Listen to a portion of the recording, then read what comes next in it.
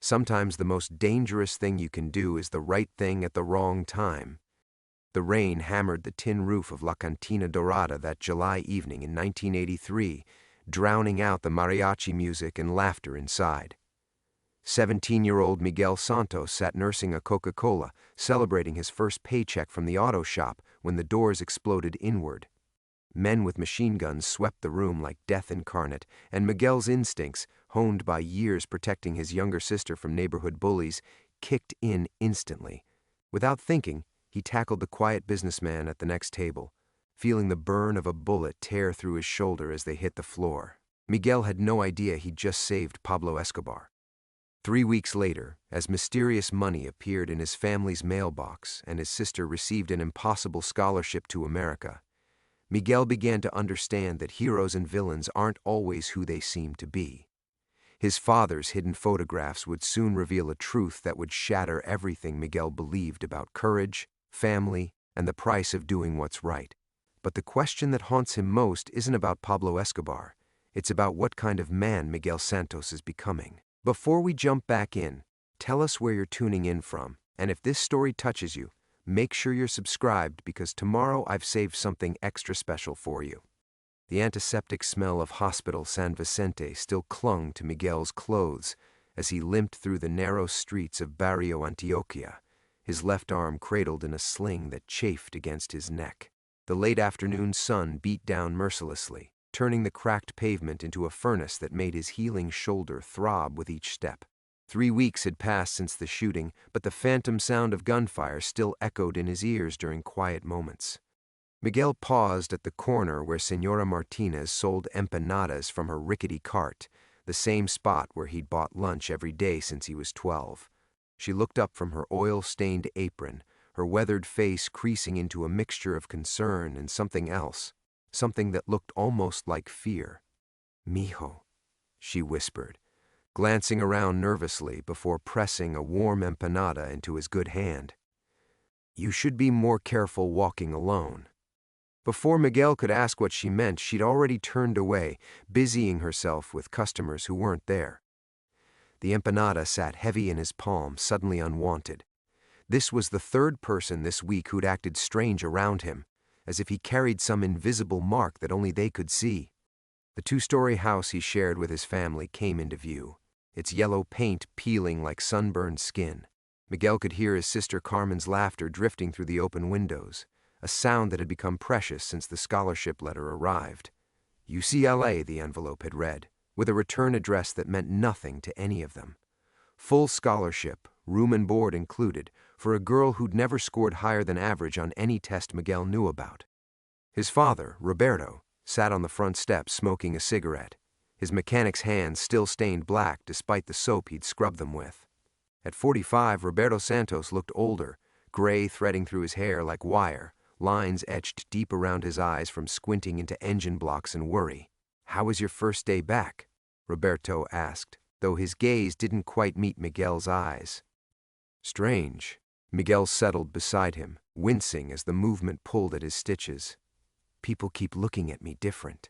Señora Martinez acted like I had the plague." Roberto took a long drag, the ember glowing red in the growing dusk.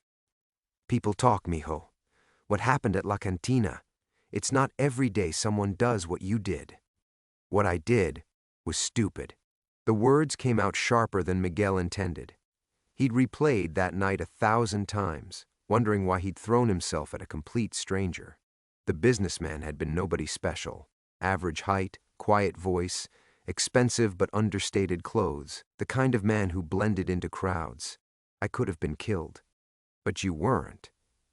Roberto's voice carried something Miguel couldn't identify, relief mixed with something darker, and neither was he. Who was he, Papa? Miguel had asked this question before, but his father's answers always felt incomplete. "The police never came to ask me about him. Don't you think that's strange?" Roberto flicked his cigarette into the street, watching it smolder against the asphalt. Sometimes it's better not to ask too many questions. The front door creaked open, and their mother, Elena, appeared with a glass of agua de panela, the brown sugar water sweet and familiar on Miguel's tongue. She'd been hovering over him like a guardian angel since he came home from the hospital, as if her presence alone could shield him from whatever forces had paid for his surgery. "Dinner's ready," she said, but her smile seemed forced. "Carmen wants to tell you about her English classes." Inside, the small house felt different somehow, not physically, but in the way shadows seemed deeper and conversations stopped when Miguel entered rooms. Carmen bounded over, her 14-year-old energy infectious as she chattered about verb conjugations and American universities. But even she couldn't mask the underlying tension that had settled over their family like dust. During dinner, Miguel noticed things he'd missed before. The way his parents exchanged glances when Carmen talked about her scholarship. How his father's hands shook slightly when he reached for his beer. The new deadbolt on the front door that hadn't been there before the shooting. "Keep having this dream," Miguel said suddenly, surprising himself. The words tumbled out before he could stop them. About that night. But it's not about getting shot. It's about his eyes. His parents went very still. "Whose eyes, mijo?" Elena asked carefully. "The man I saved. When I tackled him for just a second, he looked at me. And I swear I'd seen those eyes before, but I can't remember where." Miguel rubbed his temple, where a headache was building. "It's driving me crazy." Roberto pushed back from the table abruptly, his chair scraping against the tile floor. "I need some air." As his father stepped onto the small balcony, Miguel caught sight of something falling from Roberto's shirt pocket, a small, folded photograph that fluttered under the kitchen table like a guilty secret. Miguel's fork clattered against his plate as he stared at the spot where the photograph had disappeared beneath the table. Carmen continued chattering about irregular verbs, oblivious to the sudden tension that crackled through the air like electricity before a storm. Elena's hands trembled as she reached for her water glass, and Miguel could hear his father's heavy breathing from the balcony. "I'll get it," Miguel said, already pushing his chair back despite the sharp protest from his healing shoulder. "No." Elena's voice cut through Carmen's monologue like a blade. "I mean, it's probably just trash, mijo. Leave it." But Miguel was already on his knees, his good arm stretched under the table. His fingers brushed against the folded paper, and he could feel the worn edges, the kind of softness that came from being handled countless times. This wasn't trash. "Miguel, please." His mother's voice carried a note of desperation that made his stomach clench. Carmen had finally stopped talking, her dark eyes darting between her mother and brother with growing confusion. Miguel's fingers closed around the photograph just as Roberto's boots appeared in the doorway. The silence stretched taut as a guitar string about to snap. "Give it to me." Roberto's voice was quiet, but Miguel heard the steel underneath, his father's mechanic hands.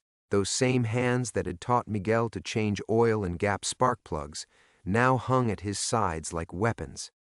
Miguel looked down at the photograph in his palm. It was small, maybe 3 by 4 inches, and old enough that the colors had faded to sepia tones. He could make out figures, but the light was wrong to see details.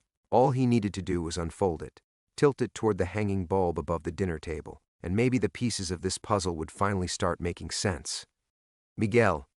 Roberto stepped closer, and for the first time in his life, Miguel felt afraid of his father. Not of violence. Roberto had never raised a hand to his children, but of the secrets that seemed to pour off him like heat from an engine. "What's going on?" Carmen's voice was small, confused. "Why is everyone acting so weird?" Miguel looked at his sister, really looked at her. 14 years old, brilliant enough to earn a mysterious full scholarship to one of America's best universities, innocent enough to believe their family had simply been blessed by good fortune. She deserved better than lies, better than the suffocating weight of secrets that had settled over their house like a shroud. But when Miguel met his father's eyes, he saw something that made his decision for him. Roberto wasn't just afraid, he was terrified, the kind of bone-deep fear that came from knowing exactly how much you had to lose. Miguel placed the photograph on the table without unfolding it and slid it across to his father. Roberto's shoulders sagged with relief, but his hands shook as he pocketed the photograph. "Gracias, mijo." "But I want answers," Miguel said quietly. "Not tonight, maybe not tomorrow, but soon. Whatever this is, whatever you're hiding, it has to do with that night, doesn't it?" Elena made a sound like a wounded animal, quickly stifled behind her napkin. "Some things are better left buried," Roberto said, but his voice lacked conviction. "Tell that to the bullet scar on my shoulder." Miguel's voice hardened. "Tell that to Carmen's miraculous scholarship, or the hospital bills that vanished into thin air, or the way half the neighborhood looks at me like I'm carrying the plague." Carmen's fork hit her plate with a sharp clink. What hospital bills? What scholarship problems? The question hung in the air like smoke from Roberto's cigarettes. Miguel realized that while he'd been noticing the changes, the subtle shifts in their family's circumstances, Carmen had been shielded from the darker implications. She knew about the scholarship, celebrated it as validation of her hard work. She didn't know it had appeared without application, without explanation, like a gift from ghosts. "Nothing, mija," Elena said quickly. "Your brother is just tired from his first day back at work." But Miguel caught the way his mother's eyes flicked toward the balcony, toward the spot where Roberto had stuffed the photograph back into his pocket. Whatever was in that picture, it was the key to everything. The shooting, the mysterious payments, the fear that followed him through the streets of Barrio Antioquia like a shadow with teeth. As if summoned by Miguel's thoughts, a motorcycle engine growled to life somewhere in the distance, its sound echoing off the concrete walls of their neighborhood. Roberto tensed immediately, moving to the window to peer through the curtains. Elena's breathing quickened. "It's nothing," Roberto said after a moment, but he didn't move away from the window. "Just kids." Miguel watched his father's reflection in the glass, noting the way Roberto's eyes constantly scanned the street, the practiced way he stayed to one side of the window frame. These weren't the movements of a simple mechanic worried about neighborhood crime. These were the movements of a man who knew exactly what kind of danger might come looking for his family. The motorcycle engine died abruptly, plunging the neighborhood into an unnatural silence that made Miguel's skin crawl. Even Carmen seemed to sense something wrong. She'd stopped fidgeting with her napkin and sat frozen in her chair like a rabbit caught in headlights. Roberto remained at the window, his body coiled tight as a spring. Outside, Miguel could hear normal evening sounds resuming. Children playing soccer in the street, televisions murmuring through thin walls, the distant clatter of dishes being washed. But underneath it all was something else, a watching quality that made the hair on his arms stand up. "Maybe we should clear the table," Elena suggested, her voice artificially bright. She began stacking plates with jerky, nervous movements that made the ceramic clink together like chattering teeth. That's when Miguel saw them. Two men had appeared at the corner where Señora Martinez sold her empanadas, but her cart was gone now, and the old woman nowhere to be seen. The men wore ordinary clothes, jeans, button-down shirts, sneakers that had seen better days, but they stood with the rigid posture of soldiers. One lit a cigarette while scanning the street, his gaze lingering on each house. The other checked his watch with the mechanical precision of someone following a schedule. "Papa!" Miguel's voice came out as barely a whisper. "The corner." Roberto's curse was low and vicious. He spun away from the window, grabbing Elena's arm with enough force to make her gasp. "Take Carmen to your sister's house. Now!" "What's happening?" Carmen's voice cracked with fear. "Miguel, what's—" "Go with Mama," Miguel said, standing slowly. His shoulders screamed in protest, but adrenaline was already flooding his system, making everything sharp and clear. "Pack a bag, just clothes, nothing else." "I'm not leaving without knowing." "Carmen!" Roberto's bark made all of them jump. "This isn't a discussion." Elena was already moving, pulling Carmen toward the back of the house with trembling hands. Miguel could hear dresser drawers slamming open, his mother's urgent whispers barely audible over the pounding of his own heart. "Who are they?" Miguel asked his father. Roberto's hand went instinctively to his shirt pocket, to the photograph hidden there. "People who ask questions I can't answer anymore. Because of me, because of what I did that night, because of what we both did." Roberto's eyes met his son's, and Miguel saw something crumble behind them. Different nights, maybe, but the same mistake. The words hit Miguel like a physical blow. "You knew him, the man at La Cantina. You knew who he was when I told you what happened." Roberto nodded slowly, the admission seeming to age him 10 years in as many seconds. "I recognized the description. The way you talked about his eyes, how familiar they seemed. I'd hoped I was wrong. Who is he?" Before Roberto could answer, Elena reappeared with Carmen in tow, both carrying small backpacks. Carmen's face was streaked with tears, but she'd stopped asking questions. Sometimes silence was its own answer. "The back way," Roberto said, moving toward the kitchen. "Through the Morales' yard, then circle around to Isabel's." Miguel grabbed his father's arm. "I'm not running, not until you tell me what's in that photograph. Miguel, please." "No." The word came out harder than Miguel intended. "I took a bullet for a stranger, and now my family is running scared in our own neighborhood. I deserve to know why." Roberto looked toward the front window, where one of the men was now walking slowly down their street, checking house numbers with deliberate care. Time was running out. "He's not just anyone," Roberto whispered, his voice breaking. "The man you saved. His name is Pablo Escobar."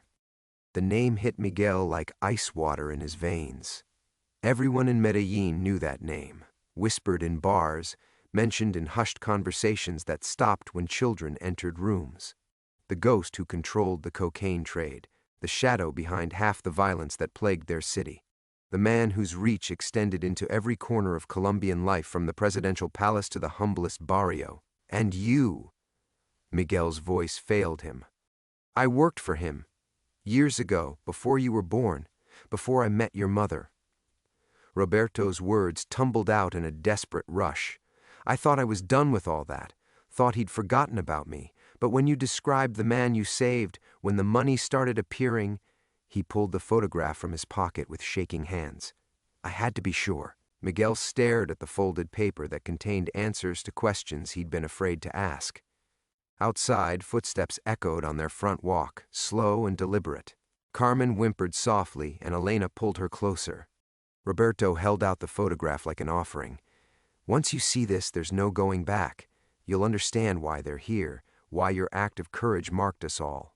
But you'll also have to choose." Miguel's hand hesitated inches from the photograph. In that moment he realized his childhood was balanced on a knife's edge, waiting for his decision to push it one way or the other. Miguel's hand trembled in the space between innocence and knowledge, the photograph seeming to pulse with dangerous energy beneath his father's shaking fingers. The footsteps on their front walk grew closer, measured, patient, inevitable. "Choose what?" Miguel whispered, his voice barely audible over the thundering of his own heartbeat. "Whether to know the truth about who you really saved," Roberto said, sweat beading on his forehead despite the evening chill, "or whether to stay the boy who just happened to be in the wrong place at the wrong time." Carmen's quiet sobbing filled the kitchen, and Miguel felt the weight of his family's fear pressing down on him like a physical thing. He thought about the scholarship letter that had arrived for his sister, about the hospital bills that had vanished like morning mist, about the way people in the neighborhood looked at him now with a mixture of awe and terror that made his skin crawl. Pablo Escobar. The name echoed in his mind like a death sentence. "If I look at this," Miguel said slowly, "what changes?" "Everything." Elena's voice cut through the darkness, sharp with desperation. "Mijo, please. Some doors should never be opened." But Miguel was already remembering fragments: the businessman's expensive watch, the way he'd carried himself with quiet authority despite his ordinary appearance, the calculating look in his eyes during that split second before Miguel had thrown himself forward. Details that had seemed meaningless at the time now felt heavy with significance. The footsteps stopped directly outside their front door. "Miguel." Roberto's voice was urgent now, barely controlled panic bleeding through. "The back door. Now. We can figure this out later." "No." The word surprised Miguel with its firmness. "I won't spend my life running from something I don't understand." His hand moved toward the photograph, and Roberto jerked it back reflexively. "You don't know what you're asking for. This knowledge, it makes you complicit. It makes you a target." "I'm already a target," Miguel hissed. "Look around, Papa. We're already running. Carmen's crying, Mama's terrified, and you've been jumping at shadows for weeks. Whatever protection my ignorance was supposed to give us, it's already gone." A gentle knock echoed through the house, polite, almost courteous. The sound made Miguel's blood run cold because it was so ordinary, so civilized. Somehow that was more terrifying than if they'd simply kicked the door down. "Señor Santos?" a voice called from the front step, cultured and patient. "We'd like to speak with you about your son. Nothing more." Roberto closed his eyes, and Miguel saw defeat settle over his father's features like dust. "They know we're here. They probably knew before they knocked." Elena clutched Carmen tighter, both of them pressed against the far wall of the kitchen, as if they could disappear into the concrete blocks. Miguel felt a strange calm descending over him, the same focused clarity he'd experienced in La Cantina Dorada just before he'd thrown himself at the stranger. "The photograph," he said quietly. "If I'm going to face this, I need to know what I'm facing." Roberto looked at his son for a long moment, and Miguel saw something shift in his father's expression, a recognition, perhaps, that the boy who'd left for work that morning was already gone, replaced by someone older and harder. "Once you know," Roberto said, "you can't go back to believing you're just an innocent kid who made a brave mistake. You'll understand that courage and stupidity aren't always different things, and that heroism can damn you just as easily as cowardice." Another knock, still patient, but with an edge of steel underneath.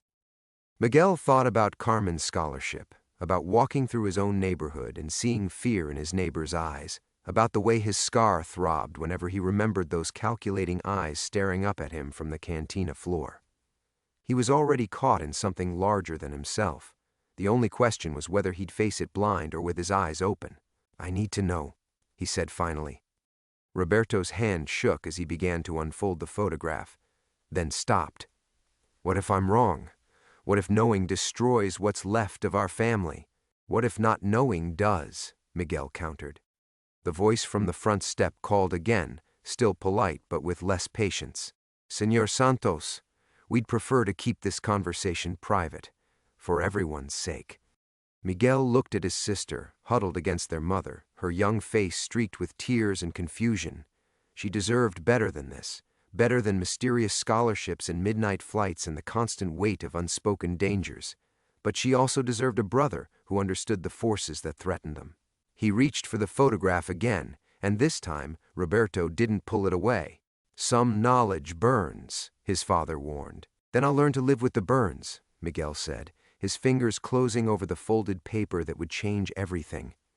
Miguel's fingers unfolded the photograph with deliberate slowness, as if he could somehow control the magnitude of what he was about to learn by controlling the speed of revelation. The paper crackled softly in the silence, each fold releasing another fragment of his father's buried past. The image that emerged made his breath catch in his throat.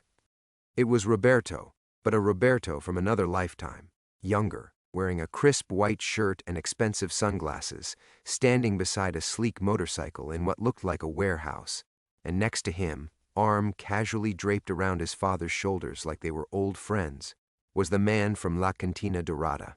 Even in the faded photograph, those calculating eyes were unmistakable. Pablo Escobar smiled at the camera with the easy confidence of someone who owned everything he could see. Miguel's knees went weak. The photograph trembled in his hands as the full weight of understanding crashed over him. He hadn't saved a random businessman. He'd thrown his body between bullets and the most dangerous man in Colombia. The man whose name was whispered like a curse, whose empire stretched from the barrios of Medellin to the cocaine-hungry streets of Miami. "When?" Miguel's voice came out as a croak. "1975, Roberto whispered. "I was your age, desperate for work, for money to help my own father who was sick. Pablo was just starting to build his organization, and he needed people who could fix his vehicles, maintain his equipment." His father's voice grew hollow. "I told myself it was just mechanical work, that I wasn't really part of it." The knocking at the front door had stopped, replaced by the soft sound of conversation between the two men outside. Miguel could hear fragments, professional, patient words that somehow carried more menace than shouting would have. "How long?" Miguel asked, unable to look away from the photograph. In it, his father looked so young, so proud. The motorcycle behind them was pristine, clearly expensive, the kind of machine that represented dreams of escape from poverty. 2 years, Roberto said, until I realized that being useful to Pablo Escobar was like being useful to a fire. Eventually, you get burned. He touched his left hand unconsciously, and for the first time Miguel noticed the thin white scar running across his father's knuckles. I got out before things went too far. Changed my name, moved to a different part of the city, met your mother. I thought it was finished. Elena's quiet weeping filled the kitchen like a prayer for forgiveness. Carmen had gone silent, her dark eyes wide with the kind of shock that comes from watching your entire world reshape itself in real time. Miguel studied his father's face in the photograph, then looked at the man standing before him now, older, worn down by years of honest work and hidden fear. He let you go? Roberto's laugh was bitter. Pablo doesn't let anyone go. But he was building an empire then, not protecting one. Small fish like me weren't worth the trouble to hunt down. His voice dropped to a whisper, until now, until his life was saved by Roberto Santos's boy. The pieces clicked together in Miguel's mind like tumblers in a lock. The mysterious payments, the scholarship, the way his family's debts had simply vanished. These weren't random acts of charity. They were recognition, acknowledgement. Escobar repaying a debt to the son of a former associate who had chosen to disappear rather than become a liability. He knows, Miguel said, the words tasting like ash. He knows who I am, who you are. The moment you told me what happened, I knew it was only a matter of time. Roberto nodded. Pablo never forgets a face, never forgets a favor, and he never leaves debts unpaid. A soft scratching sound came from the front door. Not knocking now, but something else. Miguel's blood turned to ice as he realized what it was. Someone picking the lock with professional precision. The back door, Elena whispered urgently, but Roberto was shaking his head. Too late for running. His voice carried a strange calm, as if a weight had been lifted from his shoulders by finally sharing the truth. If they wanted us dead, we'd already be dead. This is something else. Miguel looked down at the photograph one more time, memorizing every detail. His father's young face, Escobar's confident smile, the warehouse background that spoke of money and power and choices that echoed across decades. Then he carefully refolded the paper and handed it back to Roberto. Keep it, he said quietly, but from now on, no more secrets, no more lies. If I'm going to be Pablo Escobar's debtor, if my family is going to live under his protection or his threat, then I need to understand the rules. The scratching at the front door stopped. In the sudden silence, Miguel could hear his own heartbeat, his sister's ragged breathing, his mother's whispered prayers. When the door finally opened with a soft click, Miguel Santos, 17 years old, mechanic's son, reluctant hero, stood up straighter and prepared to meet his destiny. There was no going back now. The boy who had worked on cars and worried about his stutter was gone, replaced by someone who understood that courage and consequence were forever intertwined. The door swung open with the quiet confidence of someone who belonged there, and Miguel felt his entire world narrow to a single point of focus. The man who entered wasn't the businessman from La Cantina Dorada, but he carried the same aura of controlled power. Mid-30s, unremarkable face, expensive shoes that had been carefully scuffed to look ordinary. Buenas noches, Familia Santos, the man said, his voice carrying the educated accent of Bogotá money. Behind him, a second figure remained silhouetted in the doorway. Younger, broader, hands clasped loosely at his waist. Please, don't be alarmed. We're here to talk, nothing more. Roberto stepped forward, placing himself between the stranger and his family. What do you want? The man smiled, and Miguel noticed it never reached his eyes. I think you know, Roberto. May I call you Roberto? We have a mutual friend who speaks very highly of your family. His gaze shifted to Miguel, studying him with the clinical interest of someone evaluating livestock. Especially your brave son. Miguel felt his throat close up, the familiar stutter threatening to surface under the weight of the man's attention. But he forced himself to speak anyway. Who are you? Someone who appreciates courage, the man replied smoothly. Someone who recognizes that extraordinary actions deserve extraordinary consideration. He moved deeper into the kitchen, his steps measured and deliberate. Your father never told you about the old days, did he? About the choices that young men sometimes make when their families are hungry. That was a long time ago, Roberto said, his voice tight with barely controlled fear. I walked away. Yes, you did. The man nodded approvingly. Quietly, cleanly, without drawing attention to yourself or causing problems for anyone. That kind of discretion is rare. Valuable. His attention returned to Miguel. It seems good judgment runs in the family. Carmen whimpered softly, and Elena pulled her closer. The second man in the doorway shifted slightly, a movement that Miguel's heightened senses read as both casual and threatening. These weren't thugs or street soldiers. They moved with the precision of professionals, people who understood that real power didn't need to announce itself. What my son did was instinct, Roberto said carefully. He didn't know who he was protecting? The man's smile widened. Of course not. That's what makes it so remarkable. Pure courage, untainted by calculation or self-interest. He reached into his jacket pocket slowly, deliberately telegraphing the movement, and withdrew a white envelope. Our friend wanted to express his gratitude personally, but circumstances make that inadvisable, so he sent me instead. Miguel stared at the envelope, understanding instinctively that whatever it contained would push them deeper into a world they barely understood. We don't want money. It's not money, the man said, seeming genuinely amused, though I understand why you might think so. Your family's debts, your sister's education, the hospital bills, those were simple courtesies. This is something different. He set the envelope on the kitchen table with deliberate care. This is an invitation. Roberto's face went pale. An invitation to what? To understand your position, the man replied. You see, your son's heroic act has created what we might call a situation. Word travels fast in certain circles, and there are people, competitors shall we say, who might view Miguel's protection of our mutual friend as evidence of a family allegiance. Miguel felt ice forming in his stomach. What kind of people? The man's expression grew serious for the first time. The kind who don't distinguish between active allies and accidental heroes. The kind who might decide that eliminating potential threats is simpler than investigating their actual loyalties. Elena's sharp intake of breath cut through the kitchen like a blade. Miguel saw his mother's face crumple with the understanding that their nightmare was just beginning. But our friend is not without resources, the man continued smoothly. Nor is he without a sense of honor. What your son did that night, that kind of courage deserves protection, reciprocity. He gestured toward the envelope. Inside you'll find instructions, simple guidelines for staying safe while we resolve certain complications. Miguel's hands clenched into fists. What if we refuse? The man studied him with something that might have been respect. Then you'll be on your own against people who view your continued existence as a problem to be solved. He paused, letting the weight of that sink in.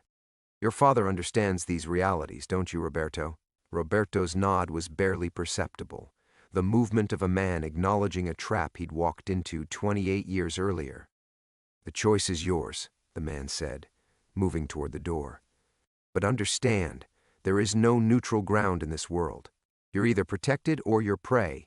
He paused at the threshold, his professional demeanor softening slightly. For what it's worth, your son's courage that night impressed more people than just our mutual friend. Such loyalty shouldn't go unrewarded. As the two men disappeared into the night, Miguel stared at the envelope on the table, understanding that 17 years of innocence had just ended with the soft click of his front door closing. The silence that followed the men's departure felt heavier than the humid Medellin air. Miguel stared at the white envelope on the kitchen table as if it might explode, while his family remained frozen in their positions.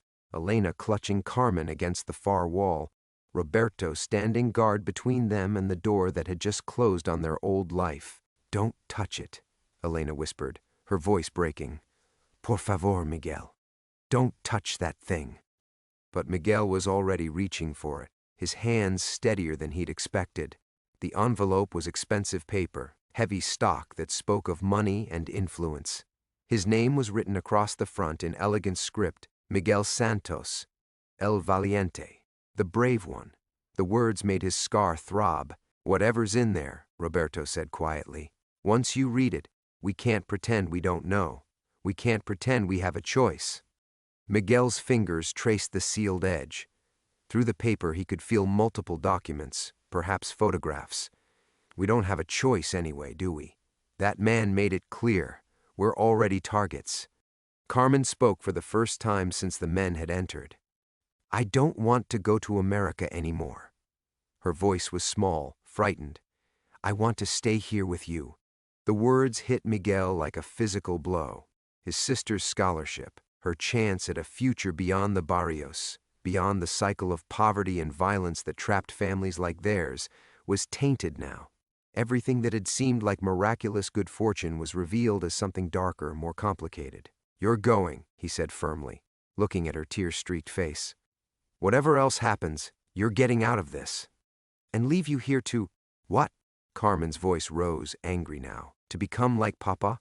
To spend your life looking over your shoulder, jumping every time someone knocks on the door? Roberto flinched as if she'd slapped him.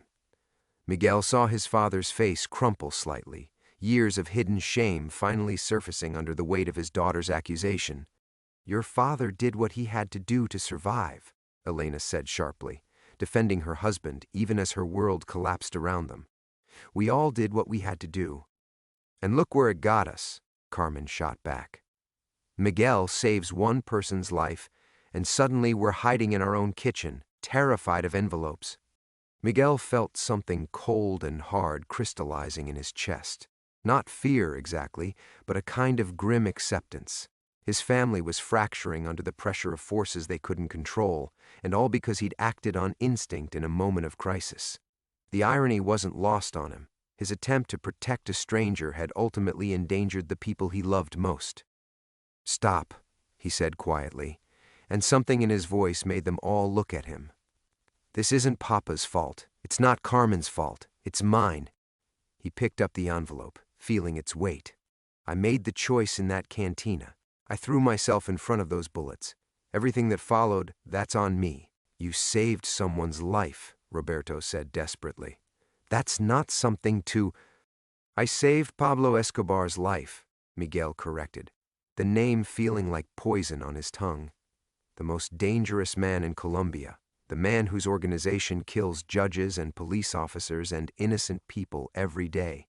He looked around at his family, seeing his own guilt reflected in their faces. How do I live with that knowledge? How do I look at Carmen's scholarship money, knowing it's paid for with cocaine profits and blood? Elena moved away from the wall, approaching her son with careful steps as if he might bolt. Because the alternative is watching your family suffer for something you can't change, because sometimes there are no clean choices, mijo.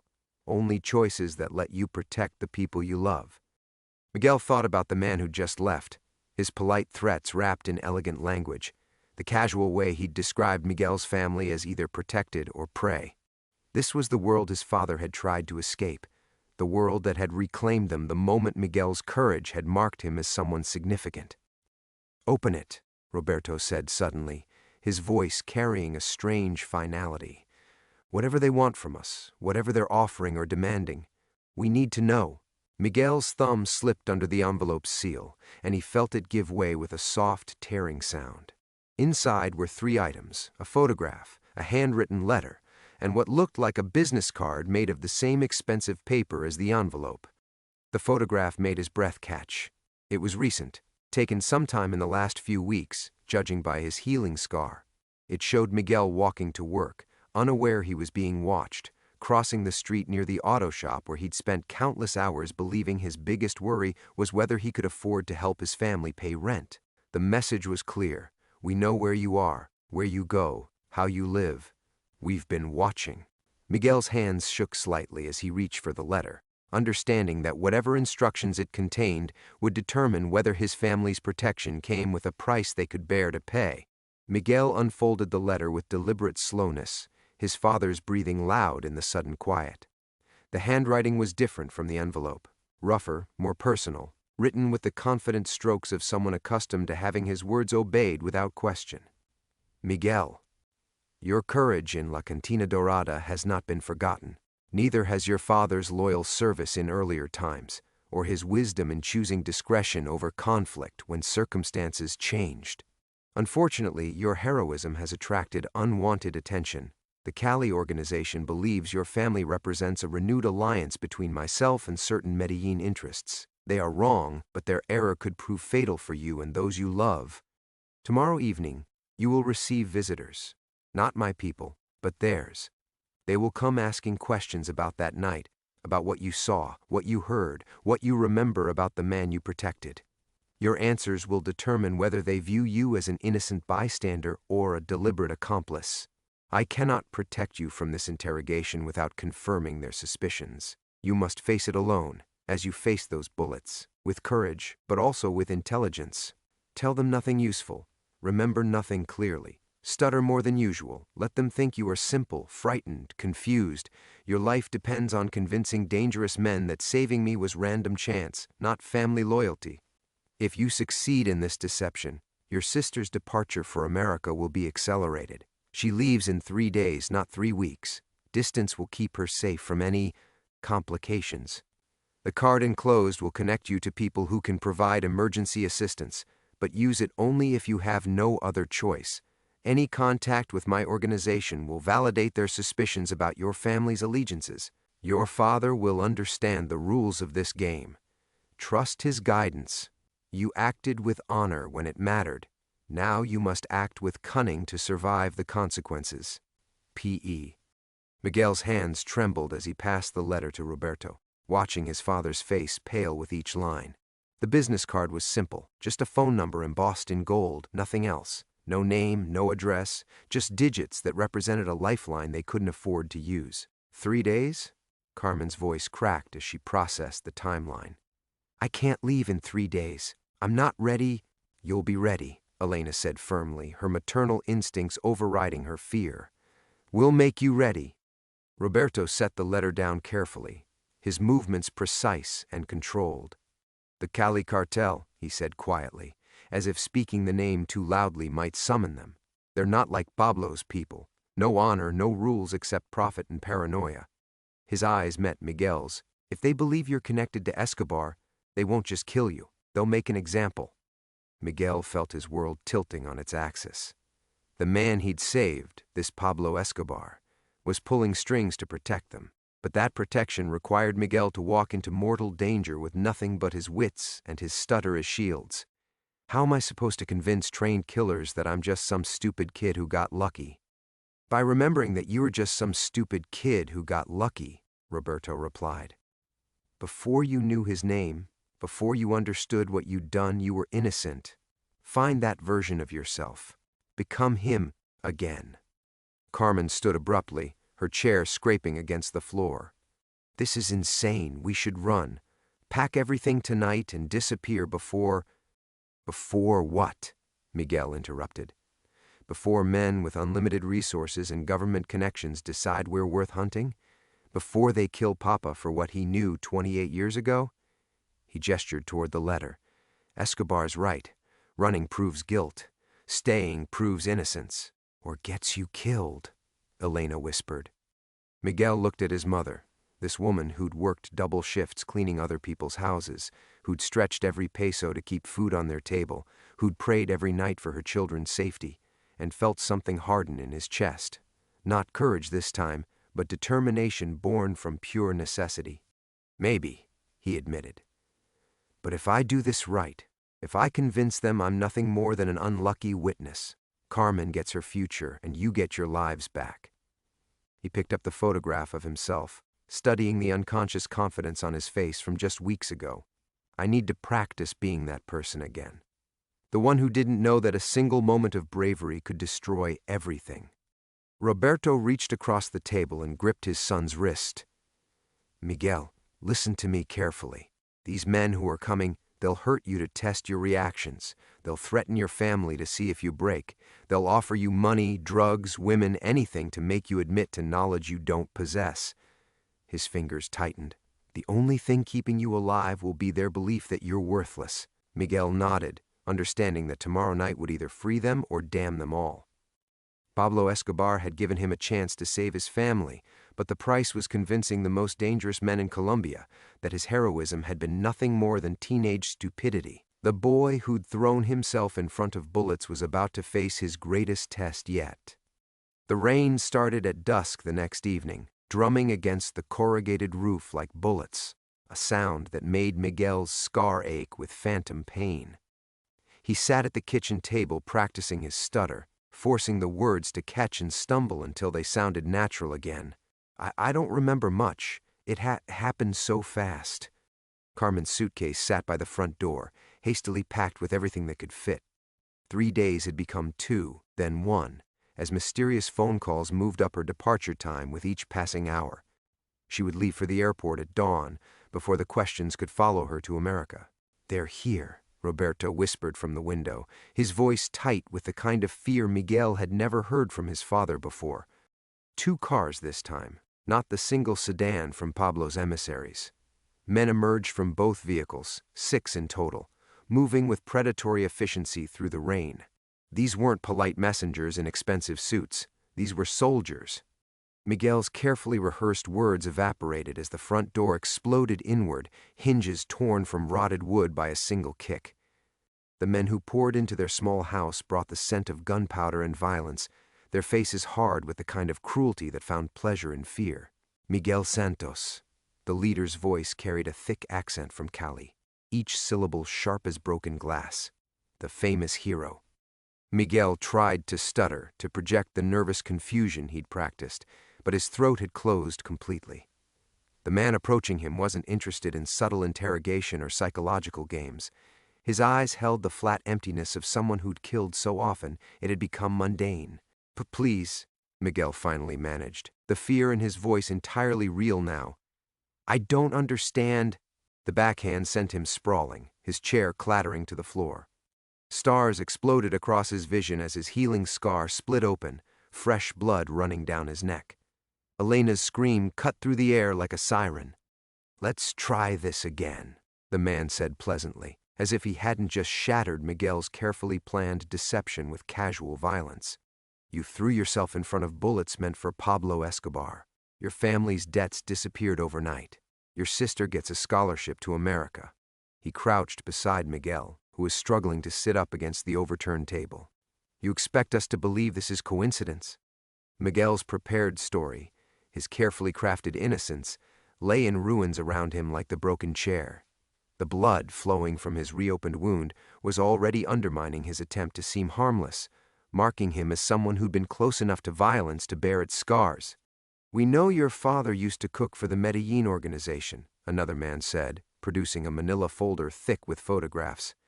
Roberto's face from decades earlier stared up at them, younger, harder, standing beside men Miguel recognized from newspaper headlines about cartel violence.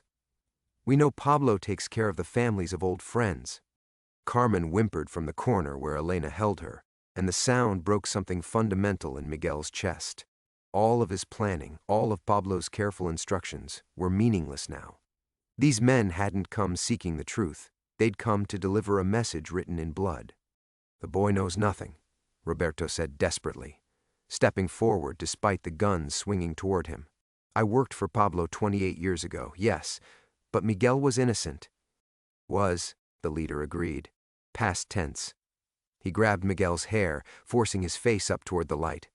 "But innocence has an expiration date, doesn't it? The moment your blood mixed with Pablo's on that cantina floor, you stopped being a random teenager. You became a symbol." Miguel felt his world collapsing with crystalline clarity. He wasn't going to talk his way out of this. These men hadn't come for information.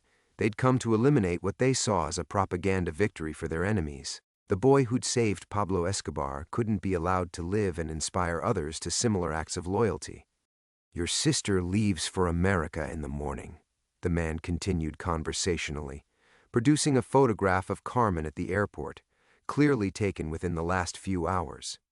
"Interesting timing, don't you think? Almost like someone wants to get her to safety before—" "No." Miguel's voice came out stronger than he'd intended, the last of his pretense falling away. "She doesn't know anything. She's just a child." "Children grow up," the man replied. "Children remember stories about their heroic brothers who died protecting the great Pablo Escobar. Children become martyrs that inspire the next generation of sicarios." Miguel understood then that he'd lost everything before the game had even begun. Carmen would never make it to that plane. His parents would die for Roberto's ancient loyalty. And Miguel himself had become something he'd never wanted to be. Not a hero, but a liability that needed elimination. Pablo Escobar's protection had proved worthless against men who saw murder as the simplest solution to complex problems. The boy who'd saved a stranger was about to discover that some acts of courage carry prices that can never be paid.